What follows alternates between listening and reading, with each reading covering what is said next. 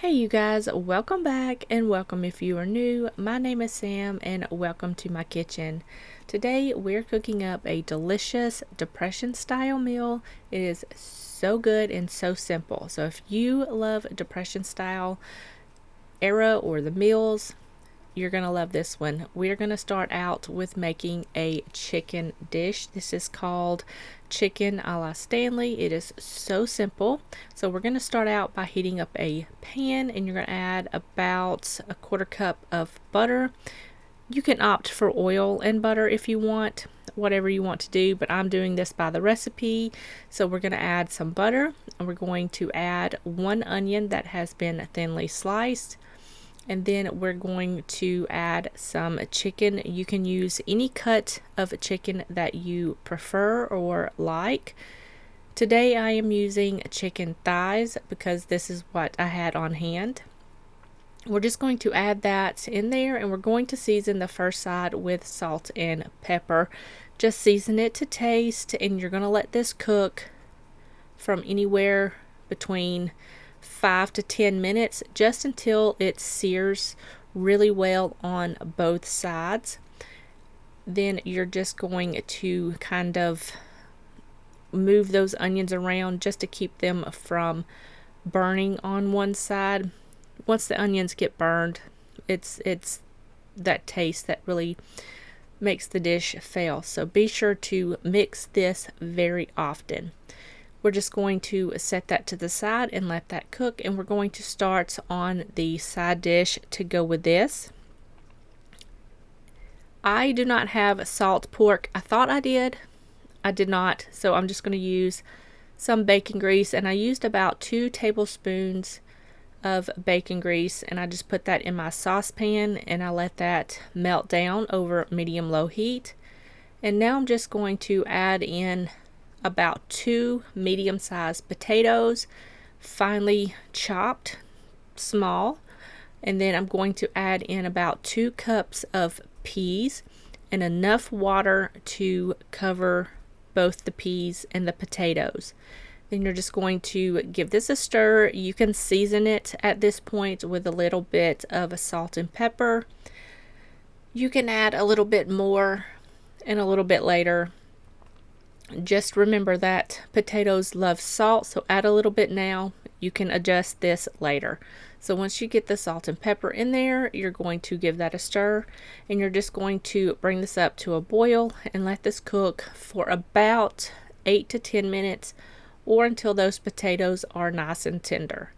In the meantime, we're going to stir up the onions. I'm going to move them to one side of the pan, and I'm going to flip the chicken over, and I'm going to sear this on the other side for about 3 or 4 minutes, and I'm going to season the other side with a little bit more salt and pepper.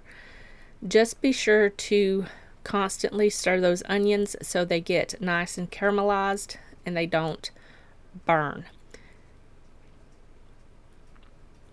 Now I'm just going to take the chicken out once they get nice and seared on both sides, and I'm going to put those on a plate for later.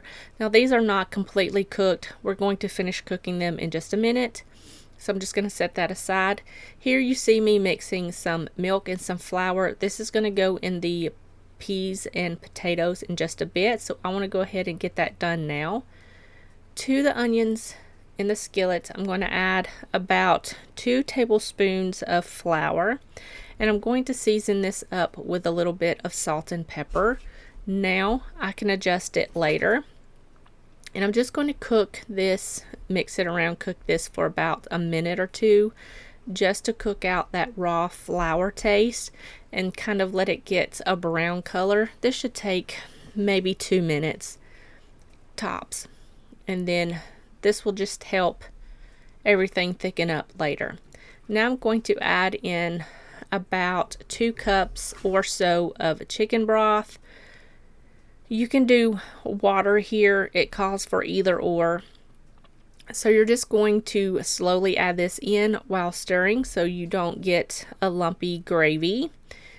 And once you get all of your broth in there, you're going to add your chicken back into the pan, and you're going to just cover this with a lid. Here you see me just flipping that chicken over, and I just want to get it like coated in that gravy.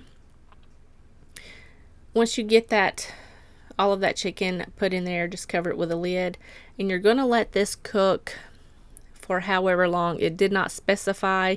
I cooked this for about 35 minutes just to make sure the chicken was cooked completely through. While that's cooking, I'm going to go ahead and check the potatoes and the peas to make sure the potatoes are nice and tender. And then I'm going to drain this. However, I'm going to reserve half of a cup of the cooking liquid that it cooked in, because we're going to add that later. So I'm just going to go ahead and do that, and then I'm going to strain the peas and the potatoes out into a colander, and then I'm going to add that back into the pot on the stove. So once you get that drained in the pot, we're going to go ahead and add that half cup of the liquid that you took out. You're going to add that back in, and you're also going to add in that milk and flour mixture that you saw me make earlier. It's just about a cup or so of milk and about 2 tablespoons of flour. Mix that really well. Put that in there, and then you're just going to give that a little mix. You can season this again with a little bit of salt and pepper if you wish. I went ahead and seasoned it because, like I said, potatoes love salt, so I added more salt and some more pepper, and I gave that a little mix. And you're going to let this cook on medium low-ish heat until that sauce thickens. It should take about 3 minutes or so for that sauce to thicken. It thickens up really fast, so just be mindful you don't want to walk away from it. And this is pretty much done. You can taste it and adjust the seasoning, and then just set that aside. Now we're going to finish up the chicken. This has been cooking for a little while, and I'm going to go ahead and flip this chicken over. I think it was cooking for about 20 minutes. I just wanted to make sure nothing was burning or stuck to the bottom. So I'm going to flip this chicken over and give that gravy and onions a little stir. And I'm going to put the lid back on, and I'm going to let this cook for another 10 to 15 minutes just to make sure that chicken is cooked through. Once that chicken is done, you can take the lid off. Make sure nothing is burned or sticking, because this cooks for a very long time in the pan. And now you're just going to add in about half a cup of cream.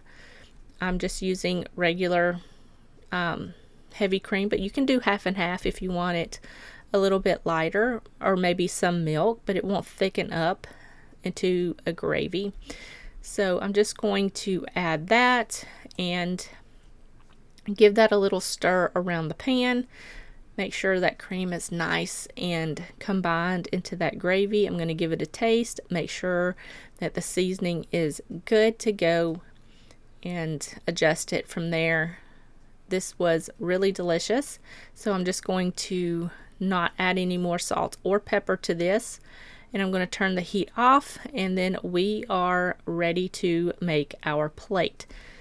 So I've got some brioche here. I made some brioche bread, sourdough bread, a couple of days ago, so I'm trying to go through that. So I'm just going to cut a few slices of that to go with dinner.